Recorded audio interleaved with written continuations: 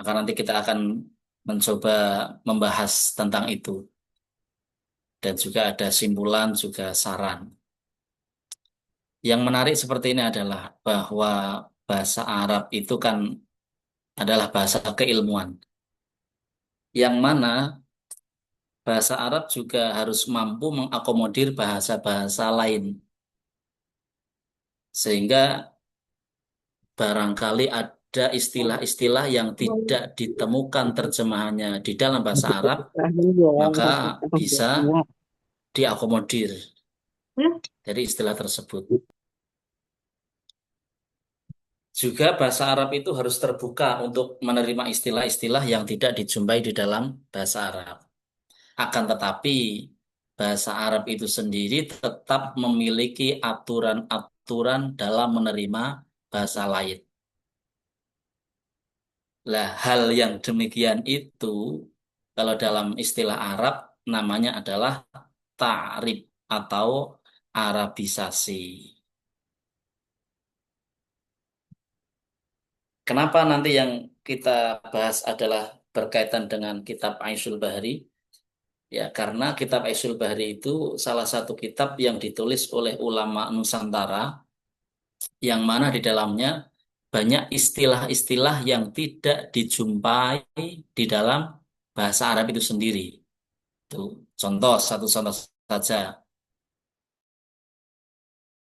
Ada istilah kepiting. Itu kalau dalam kitab Aisyul Bahri hanya ditulis al-kefiting. Gitu. Jadi tulisannya itu ya alif lam kaf fa ya to ya ghain. Jadi Arab terserah dibaca al-kefiting atau al-kefiting atau apa terserah. Tapi itu maksudnya adalah al-kefiting. Memang di dalam bahasa Arab itu terjumpai istilah saroton. Akan tetapi kitab tersebut mampu menunjukkan adanya perbedaan kepiting dan saroton. Itu. Dan hebatnya lagi kitab tersebut itu menjadi salah satu rujukan hukum kehalalan dan keharaman dari kepiting itu. Sehingga ya tentu kita pentinglah mengetahui ta'arif-ta'arif ulama Nusantara, terlebih yaitu di dalam kitab Aisyul Bahri karya Kiai Muhammad Anwar Batang. Kemudian bisa dikecilkan muralnya.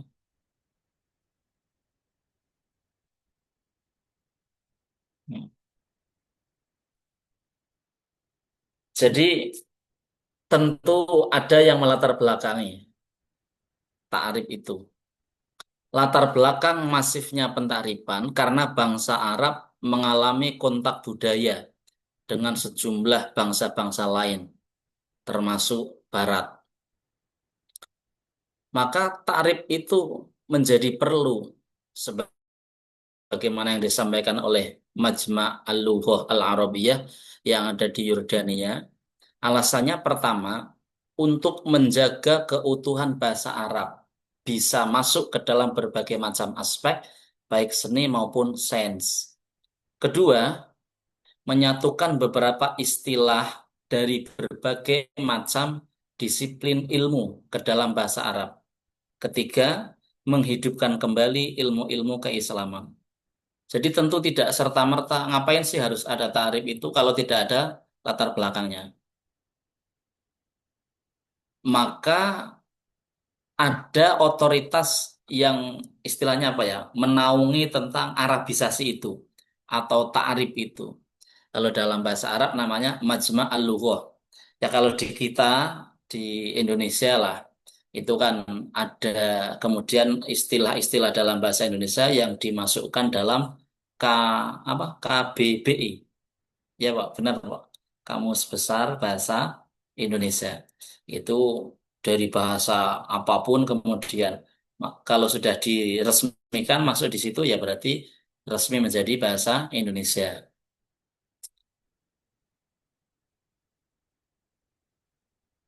Karena karena Majma' Al-Lughah Al-Arabiyah itu tidak hanya satu, maka ya otoritasnya masing-masing.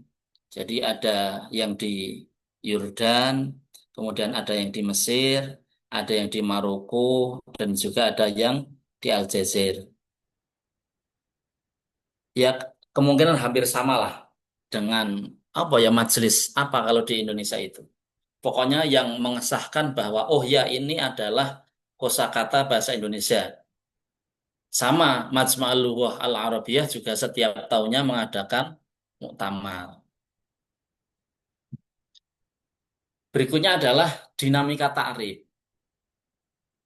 Tentu ketika kita membahas ta'rif atau Arabisasi, ya pasti ada dinamikanya. Tidak semua orang sepakat tentang adanya ta'rif atau Arabisasi. Jadi beberapa orang yang menolak tentang ta'rif adalah Ahmad Al-Askandari. Menolak ta'rif. Alasannya ya karena ta'rif itu dianggap sebagai pembodohan atau kolonialisme bahasa. Wong bahasa kita itu sudah Indonesia misalkan, kenapa harus ada bahasa-bahasa lain yang masuk yang kemudian digunakan oleh kita? Itu kalau serapan dari bahasa luar ke bahasa Indonesia. Jadi contoh misalkan ada kursi. Itu kan kalau kita lihat bahasa Arabnya kursi ya, kursiyun. Ini. Maka bisa jadi itu berasal dari bahasa Arab, kemudian masuk ke Indonesia dan dibakukan menjadi bahasa Indonesia. Begitu juga dengan misalkan wilayah, ya kan? Atau kemudian ada majelis permusawaratan. Itu kan juga semuanya asalnya dari bahasa Arab. Nah, masuk dalam bahasa Indonesia yang demikian ini kalau menurut Ahmad Al-Askandari di dalam bahasa Arab itu namanya kolonialisme bahasa atau bisa disebut sebagai pembodohan. Maka beliau menolak adanya ta'arif. Tapi beda hal dengan yang disampaikan oleh Hafni Nasif bahwa peran ta'arif itu sangat penting agar bahasa Arab tetap selaras dengan bahasa zamannya. Jadi kalau mungkin ta'rif itu tidak diterima, itu menurut Hafni Nasif itu justru bahasa Arab nantinya tidak bisa berkembang karena kosakatanya ya hanya itu-itu saja. Tuh. Soalnya banyak hal-hal yang kemudian muncul kosakata baru dalam bahasa Arab yang dulunya tidak ada, baik dari segi sektor ekonomi, kedokteran, militer, industri itu kan banyak istilah-istilah yang sebenarnya bukan bahasa Arab tapi kemudian menjadi Arab. Tuh. Pembentukannya juga ada model-modelnya. Yang pertama ada menggunakan wazan fu'alun. Itu seperti nama penyakit yaitu zu'afun. Kemudian ada juga menggunakan wazan fa'ala. Contohnya adalah kalaba atau menggunakan wazan maf'ulun seperti contohnya mabdunun. Kemudian menggunakan wazan fi'alatun. Kemudian ada juga menggunakan wazan fa'alun. Kemudian ada wazan fa'alatun.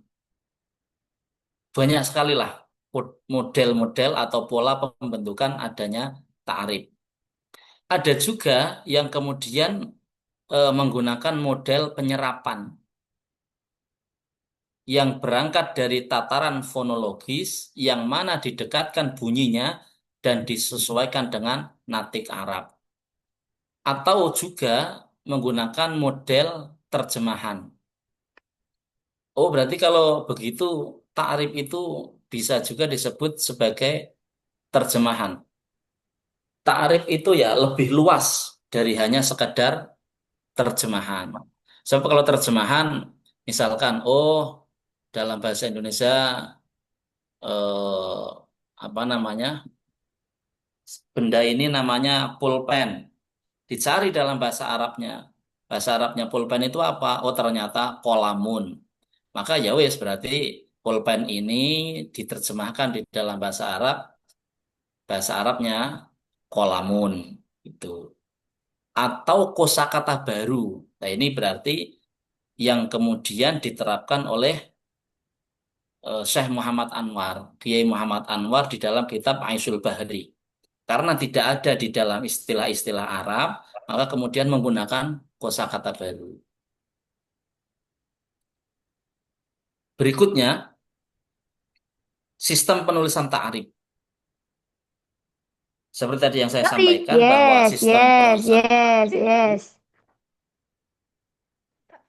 tentu mengacu pada Majma' al-Lughah al-Arabiyah di wilayahnya masing-masing. Nah, ini yang coba saya sampaikan adalah ta'arif Majma' al-Lughah al-Arabiyah Mesir. Ini berarti caranya yang pertama, tempatkan padanan bahasa Inggris atau Perancis di sebelah istilah Arab dengan merujuk ke asal bahasa Latin. Ini singkat-singkat saja lah, karena nanti kita fokusnya akan ke ta'arif yang dilakukan oleh Kiai Muhammad Anwar. Kemudian yang kedua, istilah yang akan ditaarif atau diterjemahkan tidak ambigu. Ya cetha, harus jelas. Kemudian yang ketiga, Arabisasi atau ta'arif sangat diperlukan karena memuat istilah internasional. Jadi kalau tidak internasional ya ngapain harus ditakrif kan gitu. Yang keempat, istilah baru yang telah dibentuk dapat ditentukan derivasinya, misal ion dapat dibentuk isim tasniyah dan jamaknya. Ya, ada ionat, ada ionan kan gitu. Jadi istilah baru yang diarabisasi atau ditakrif itu nantinya bisa ditentukan derivasinya dari ion, kemudian kalau tasniahnya seperti apa, zamannya seperti apa. Yang kelima, membuat kalimat baru dalam bahasa Arab. Sebentar. Membuat kalimat baru dalam bahasa Arab dalam kategori isim maupun istilah ilmiah dan lebih mudah. Contoh-contoh, kalau kita pernah mendengar termometer, itu kan dalam terjemahan bahasa Arabnya adalah mikyasu darajatil haroro. Nah, itu ternyata boleh ditakrif yang aslinya terjemahannya panjang sekali jadi alat pengukur atau alat peninjau derajat kepanasan misalkan. Itu bisa saja digunakan istilah Arabisasi atau ta'rif jadi termometer. Ya, sama halnya dengan yang kita biasa sebut ada eh, televisi, kemudian ada yang menggunakan bahasa Arabnya adalah televisiun, ada yang menggunakan tilfas. Gitu. Lah kalau yang demikian itu adalah ranahnya Majma' al-Lughah al-Arabiyah. Yang keenam, isim kata benda maupun istilah yang ditakrif ditulis sebagaimana adanya dari bahasa asalnya. Selanjutnya, ini sedikit kita sampaikan latar belakang penulisan kitab Aisyul Bahri itu. Jadi Mbah Yai Anwar menulis kitab Aisyul Bahri itu ya tentu ada hal-hal yang melatar belakanginya. Secara lengkap kitab Aisyul Bahri itu berjudul Aisyul Bahri fi Bayanil Hayawan alladzi la ya'isu illa fil bahr wala ya'isu fil barri wal bahr. Jadi intinya adalah kitab Aisyul Bahri itu satu kitab yang menerangkan tentang hewan-hewan yang tidak bisa hidup kecuali di laut atau yang bisa hidup di darat dan di lautan. Tuh. Kitab Aisyul Bahri itu selesai ditulis pada malam Ahad tanggal 24 bulan Safar tahun 1339 Hijriah. Atau kalau dikonversi Masehi ya lebih kurang tahun 1918 Masehi. Dilihat dari mana? Dilihat dari catatan beliau di dalam kitab tersebut. Nah, kitab itu berisi tentang hewan-hewan endemik yang berada di pesisir pantai utara yang begitu banyak macamnya, serta kitab tersebut membahas hukum atas kehalalan maupun keharaman hewan-hewan tersebut. Berikutnya, kitab tersebut tentu menjadi pelengkap ilmu bahasa Arab. Karena di dalam kitab tersebut terdapat istilah-istilah baru yang belum dijumpai dalam istilah Arab. Selanjutnya, biografi Kiai Muhammad Anwar Batang. Ini sedikit biar kita tahu. Jadi sampai saya menyelesaikan tesis, sampai disidangkan, itu belum bisa terdeteksi silsilah ke bawah dari beliau Kiai Muhammad Anwar Batang. Itu sekarang putra-putrinya di mana, keluarganya di mana, itu sampai sekarang belum terdeteksi. Di beberapa sumber, baik tesis sebelumnya, yang pernah saya kutip itu dari tesisnya beliau Dr. Muhammad Yunus Mustafa, Mahmud Yunus Mustafa, itu tesis yang ditulis di program studi pendidikan agama Islam Unwahas kalau tidak salah, itu beliau menyampaikan biografi Kiai Muhammad Anwar juga sebagaimana penuturan Kiai Haji Dimyati Rais atau yang kita kenal dengan Mbah Dim, bahwa Kiai Muhammad Anwar itu berasal dari daerah Cirebon. Kemudian datang ke Batang bersama saudara laki-lakinya untuk menyebarkan agama Islam. Sesampainya di Batang, saudara laki-lakinya itu orang kerasan, tidak kerasan, orang betah lah. Akhirnya saudaranya kembali lagi ke Cirebon. Nah ini sering disampaikan juga oleh Mbah Dimyati. Dan mungkin bisa dicari di sumber-sumber online, itu pasti hampir sama lah seperti ini. Bahwa Kiai Anwar itu pernah menjadi tuan rumah pertemuan ulama-ulama besar. Di antaranya yaitu pertemuan antara Kiai Nawawi Banten atau yang masyhur dengan Syekh Nawawi Al-Bantani yang kemudian beliau itu sangat amat mendunia bertemu dengan maha guru para kiai-kiai Nusantara yaitu beliau Kiai Khalil Bangkalan. Yaitu pernah Kiai Anwar menjadi tuan rumah pertemuan antara dua kiai besar itu. Selanjutnya makam Kiai Muhammad Anwar itu berada di Desa Sengon, Kecamatan Subah, Kabupaten Batang. Walaupun mohon maaf di Batang itu ada beberapa versi, ada beberapa pendapat yang selama ini diramaikan, diperingati haulnya, kemudian dibangun makamnya, bahkan ada kegiatan ngaji kitab Aisyul Bahri itu yang berada di Desa Sengon. Jadi kalau teman-teman sekalian hendak berkunjung ke sana, posisinya persis jalan menuju Dukuh Roban. Jadi kalau lewat Pantura, itu ada sate yang agak terkenal itu di Kecamatan Subah, di Desa Sengon itu, Sate Subeli, persis gang di depannya ada tulisan besar menuju makam Syekh Muhammad Anwar Batang, pengarang kitab Aisyul Bahri.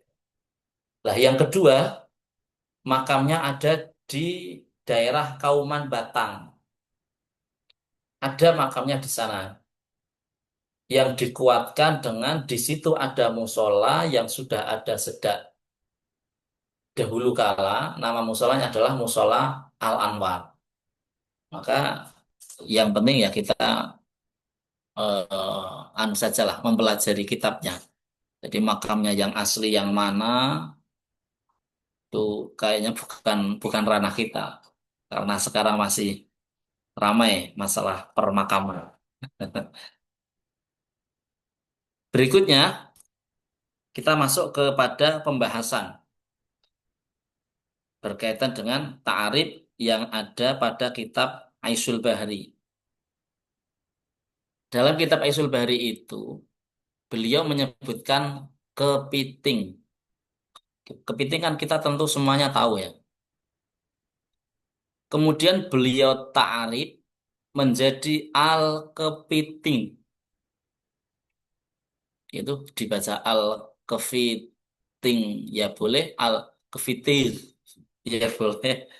Atau tapi maksudnya adalah kepiting.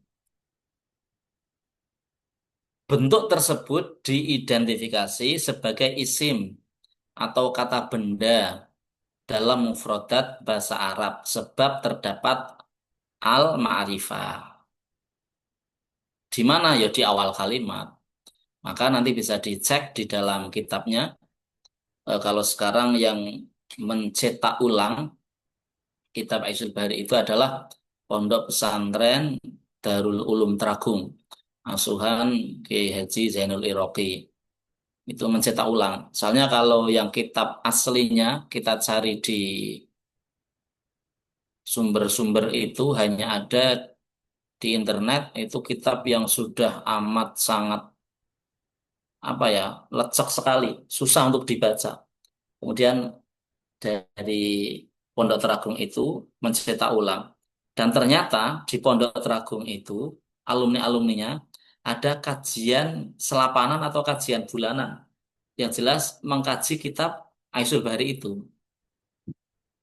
Jadi Mbah Yai Muhammad Anwar itu menyampaikan bahwa al-kefiting min hayawan al-bahri alladzi la ya'ish illa fih.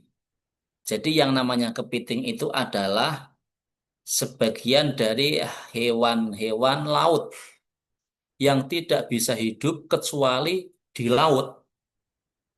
Dan kepiting itu menyerupai rajungan. Dan kepiting itu memiliki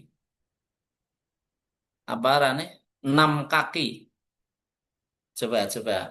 Sedetail itu Kiai Muhammad Anwar dalam menjelaskan istilah-istilah yang tidak dijumpai di dalam bahasa Arab. Kenapa bisa seperti itu? Karena saya dalam melakukan penelitian ini perbandingannya menggunakan kitab Al-Hayawanat Al-Kubro. Jadi banyak istilah-istilah hewan-hewan biota laut yang disebutkan di dalam kitab Hayawanat Al-Kubro. Akan tetapi hewan-hewan seperti yang disebutkan oleh Kiai Muhammad Anwar, kepiting, terus rajungan, itu tidak dijumpai di dalam kitab Al-Hayawanat Al-Kubra itu. Jadi kesimpulannya adalah model ta'arif Kiai Anwar itu yang pertama dengan cara menyebut hewan. Hewannya apa disebut. Kemudian mendeskripsikannya secara biologis. Oh, jadi kepiting itu adalah hewan yang seperti ini, seperti ini, seperti ini. Jumlah kakinya sekian, capitnya ada 2. Kemudian di kok banyak ciri-cirinya menyerupai rajungan. Tuh.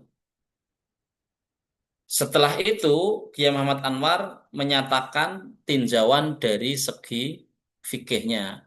Oh, ini hewan ini halal, hewan ini haram. Hewan ini boleh dimakan, hewan ini nggak boleh dimakan. Tapi sekali lagi kita konsentrasinya, fokusnya adalah di ta'arifnya atau Arabisasi. Nih, bisa dilihat bareng-bareng. Mohon maaf kalau kurang begitu gede ya. Nanti saya coba kirim. Satu contoh misalkan. Kiai Muhammad Anwar mengarabisasi atau mentarif istilah kepiting. Beliau memberikan awalan al-ma'rifat, kemudian ditulis sebagaimana bahasa asalnya. Jadi tadi saya sudah sampaikan, kalau menurut Majma' al Arabiyah Mesir itu di antara tahapan-tahapannya kan harus ditulis sesuai dengan bahasa asalnya, kan itu. Dan Mbah Yai Anwar eh, menambahi al di depannya untuk menunjukkan bahwa itu adalah isim atau kata benda. Tuh. Kemudian yang kedua ada rajungan. Beliau menulis ar-rojuan, tapi maksudnya adalah rajungan. Sama keterangannya. Jadi, ta'arif yang dilakukan oleh Kiai Anwar adalah dengan cara merubah huruf abjad A, B, C, D, E, F, G, dan lain sebagainya dari bahasa lokal langsung diganti menggunakan huruf Arab. Jadi kan ada kecocokan ya dengan tadi Majma' al-Lughal Arabiyah yang ada di Mesir.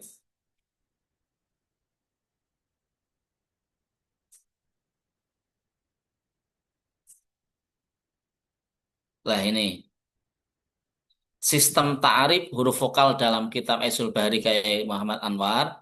Jadi kalau huruf A maka menggunakan harokat fathah. Contoh misalnya rajungan, maka ben muni ra itu A-nya menggunakan huruf fathah. Jadi kan ini kan ro, ya kan?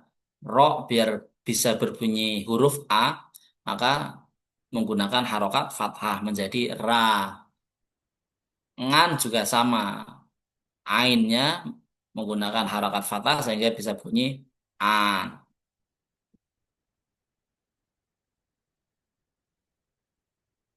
Banyaklah menarik ini kitabnya Kiai Muhammad Anwar itu.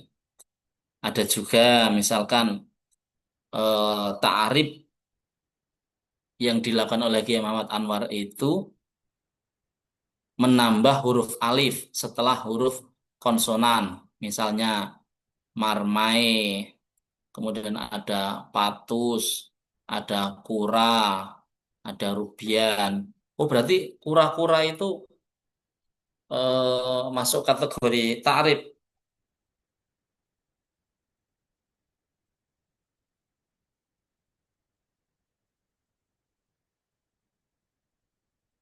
Oh, ya.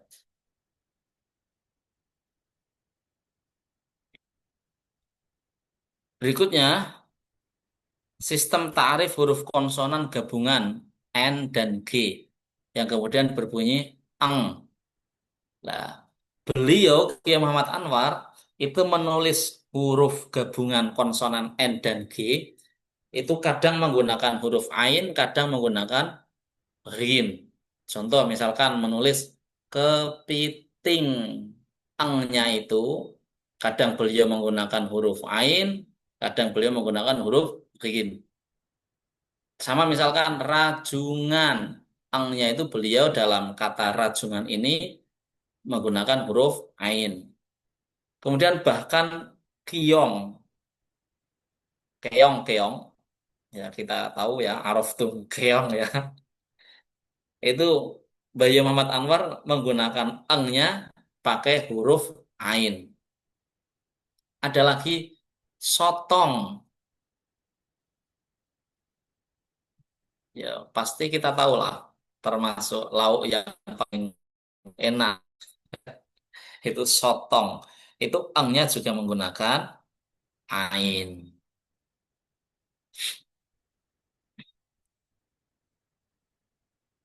Duh, ini tidak ketara begini.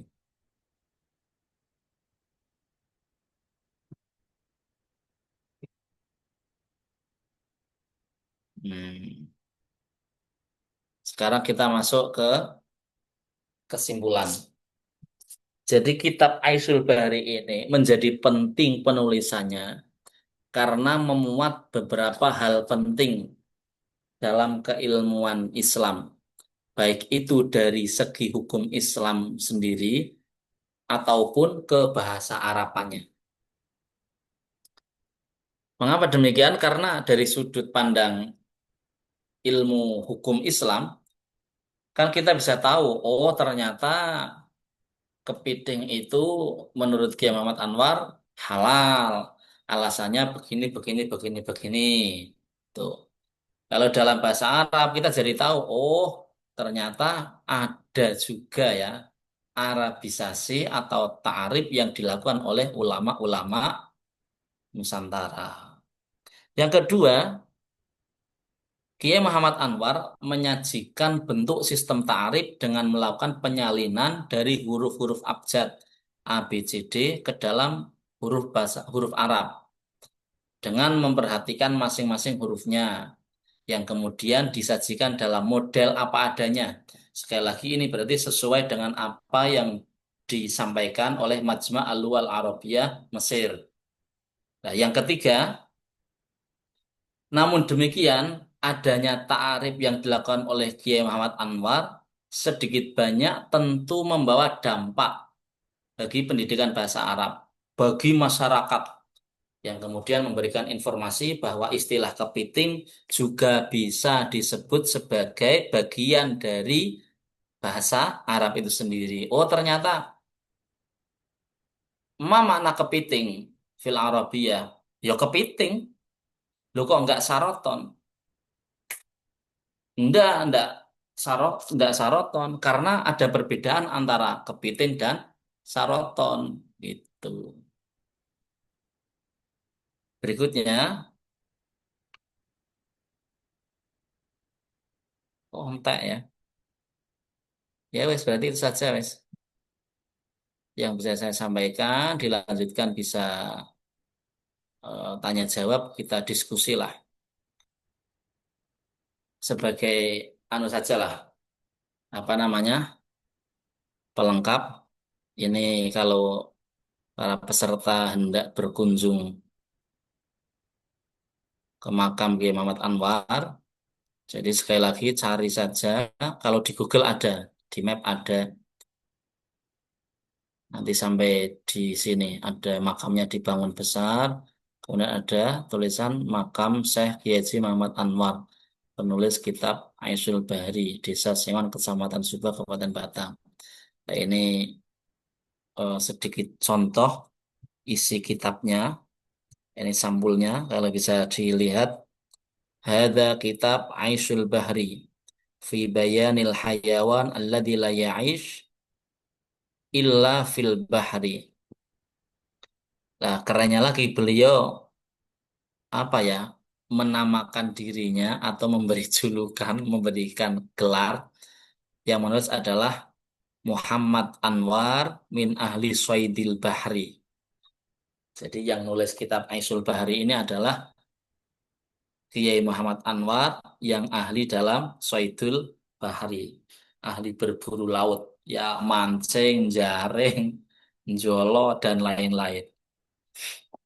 Itu saja yang bisa saya sampaikan. Yang mungkin ke depan kita gali bersama-sama, kalau kita ingin memperdalam ta'arif dalam kitab Aisyul Bahri ini adalah bagaimana cara kita memvisualisasikan apa yang disampaikan oleh Kiai Anwar. Ini perbedaan saroton, ini kepiting, ini rajungan. Itu kalau kita bisa menemukan, oh perbedaannya hewannya seperti ini lebih menarik lagi. Lah, kekurangan dari ta'arif yang disampaikan oleh Kiai Muhammad Anwar ini adalah belum bisa menembus ke Majma' Al-Lughah Al-Arabiyah yang kemudian belum bisa diakui oleh kancah internasional.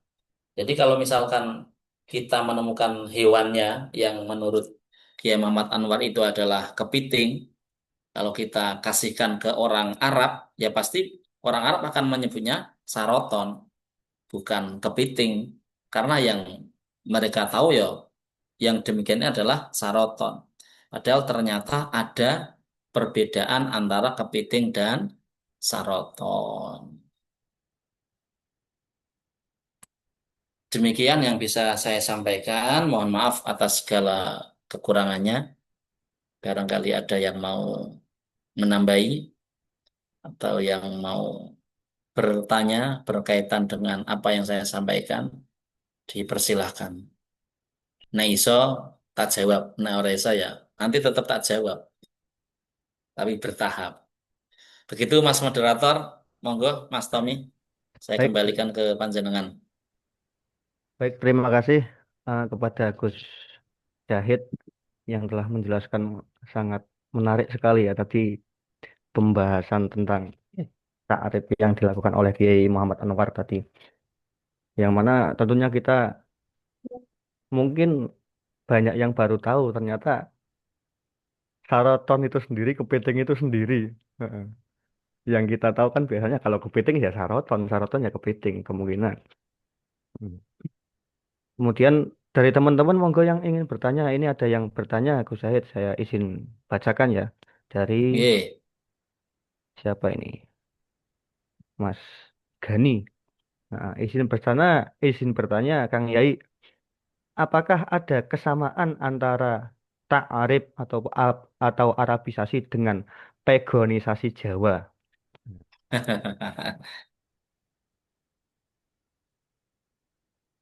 Monggo langsung dijawab atau mau ditampung dulu? Ya, Hmm. langsung dijawab aja enggak apa-apa. Oke, monggo. Sembari yang lain apa namanya? eh, Menyiapkan pertanyaannya lah. Pertanyaan. Ini sama dengan yang ditanyakan oleh dosen-dosen penguji saya berkaitan dengan pegonisasi Jawa. Jadi, sepanjang yang saya tahu, kalau ta'arif itu ada Majma' al-Lughal Arabiyahnya. Jadi istilahnya ada yang punya otoritas, gitu loh. Kan kalau pegonisasi itu kan hanya sebatas menulis tulisan Indonesia, misalkan bunyinya membaca, kemudian ditulis menjadi Arab, ya kan? Menggunakan huruf mim, mim, ba, panjang, kemudian ada jim yang titiknya 3, itu bisa membaca. Itu yang bisa membaca ya hanya orang-orang Jawa saja, kan gitu. Atau terbatas lah. Beda dengan ta'arif. Kalau ta'arif atau Arabisasi ini ada yang punya otoritas. Siapa ya Majma'al wal Arabiyah itu? Kalau kemudian kok takrib karya dari Kiai Muhammad Anwar itu belum tembus sampai ke kancah internasional, itu kan beda cerita lagi. Dan mungkin itu menjadi PR kita sebagai penerus-penerus ulama-ulama Nusantara kan gitu. Jadi kita harus mampu menyajikan secara internasional biar orang-orang itu tahu loh, ini saroton, ini rajungan, ini kepiting. Ini ada bedanya. Kenapa kemudian Mbah Yai Muhammad Anwar itu menyebut kepiting dengan bahasa Arabnya masih kepiting yang hanya ditambahi dengan al-ma'rifat itu tadi. Ngoten ya, Mas Sinten ini namanya kok namanya Mas Ya, ini. Gani ngoten ta. Heeh. Seperti itu tadi Mas Gani. Hmm. Ah, apakah ada tanggapan atau mungkin dari penanya yang lain? Atau yang lain bisa menambahi Silakan. lah, yang tahu tentang pegonisasi itu apa, yang lebih tahu tentang ta'arif itu apa, boleh, boleh sekali. Ini sifatnya kita diskusi saja. Kalau bahasanya webinar ya kita ngobrol santai saja, bukan web diskusi, bukan. Izin menyambung dari pertanyaan tadi, Gus. Nggih. Hmm. Ki moderatornya arep takon iki. Iya, sembari menunggu yang lain tanya. Heeh. Baik. Karena mungkin kan yang lain itu sebenarnya pengen tanya tapi masih menyusun katanya bagaimana mungkin seperti itu ya. Heeh. Hmm. Tadi kan tentang Nggih, adanya nggih. Arabisasi dan pegonisasi Jawa ya. Yai. Saya itu pernah baca di sebuah postingan sosial media itu menampilkan makalah dari sosok Kiai, tapi saya lupa. Saya lupa dari Kiai siapa. Itu makalahnya seperti ini. Man talat tanah nala ma tamanna. Saya ya, saya cari. Artinya apa itu Mas Artines? Sing ah, sapa wangi telaten? nah, itu sing sapa wong telaten maka bakal merkoleh apa sing dikarepaken. Saya cari makalah tersebut di Google dan di lain-lain itu ya munculnya makalah yang aslinya mungkin ya. Manta Mm-mm. anna nala mata mana. Nah, Iya, apakah Arabisasi oleh Kiai tadi itu bisa apa ya bahasanya bisa dianggap lah walaupun mungkin motivasinya bahasa hanya kasarnya sekedar sah apa ora, ngoten sah nggih. apa tidak itu. Ah, ya, Atau itu termasuk sama dengan pekonisasi juga. ya anu Mas moderator. Kalau seperti tadi yang saya sampaikan, jadi tahapan Arabisasi itu kan banyak sekali. Oh iya. Kemudian menggunakan bahasa dari asalnya apa adanya itu kalau sudah melewati berbagai macam tahapan-tahapan. Nah, kalau Oke. ternyata dicari terjemahannya ada, oh Hmm. misalkan kalau dalam bahasa Indonesia seperti ini, keadaan kita ini namanya duduk. Kalau dalam bahasa Arab ada ada jalasa. Jelas. Oh berarti ya kita nggak usah kemudian man Salah apa tanah. lah iya, kita nggak usah kemudian kok Seperti itu. apa namanya mengarabkan sesuatu. Oh duduk ini berarti kita kemudian tulis saja man dadakah misalkan artinya duduk itu. Jadi kalau ada terjemahannya ya berarti gunakan terjemahan Gunakan itu. terjemahan ya. Makanya tadi saya sampaikan juga ternyata terjemahan itu juga bagian kecil dari Arabisasi dari ta'rif itu sendiri. Oten, Mas Oh, moderator. oke, oke. Ya Kalau mungkin dari tujuannya untuk apa namanya motivasi atau apa motivasi ya beda cerita uh, lah. ya Mempermudah mempermudah. mengingat-ingat ya boleh-boleh saja. Saya juga pernah dengar gini Mas, ada sosok kiai yang menuturkan seperti ini. Laisa kulu pinterin beneran. Walaisa kulu benerin pinteran. Keren. Apakah itu bisa disebut Arabisasi? Ya kalau perubahan dari bener dan pinternya menjadi pinterin beneran yang disesuaikan dengan tata kaidah bahasa Arab, gramatik Arab, ya mungkin benar sebagai bentuk dari bahasa Indonesia, dari bahasa Jawa maaf, menjadi bahasa Arab kan gitu. Tapi kan tidak semuanya yang dari bahasa Indonesia ke bahasa Arab bisa disebut sebagai ta'rif atau Arabisasi. Oke, monggo dari yang lain. Monggo ada yang lain bertanya. Kalau tidak ada ya mungkin bisa dicukupkan. Kalau diskusi jenengan sama saya kan nanti bisa di luar forum ini lebih Iya, menarik lagi lah sambil nyeruput kopi. ngerebut kopi dan ngerebut Tuhan tadi ya. Iya.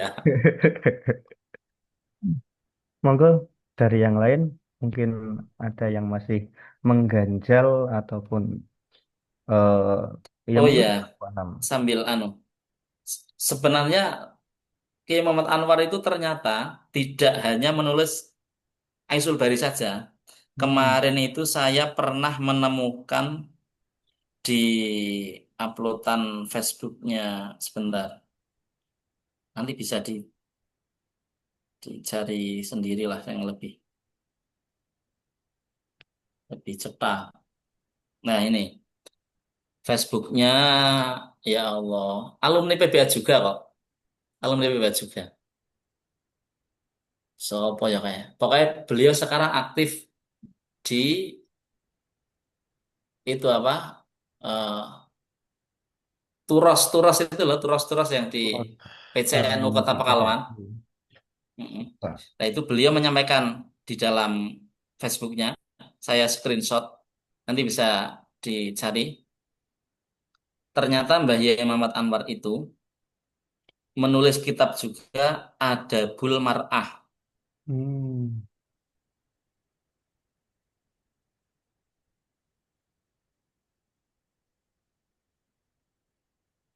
disebutkan di situ bahwa adabul mar'ah itu diterjemahkan ila lughah al-Jawiyah Asy-Syaikh Muhammad Anwar bin Zain al-Batangi al-Jawi. Diterbitkan kitab ini dulu di Surabaya. Kerennya lagi, ternyata hak apa namanya? Hak ciptanya, hak Cipta. terbitnya ini sampai kepada Istanbul. Hmm. Ono kuwi, sapa ya aku lali namanya. Soalnya saya tak screenshot anu tok, kita petok. Isinya. Hmm. Sebentar,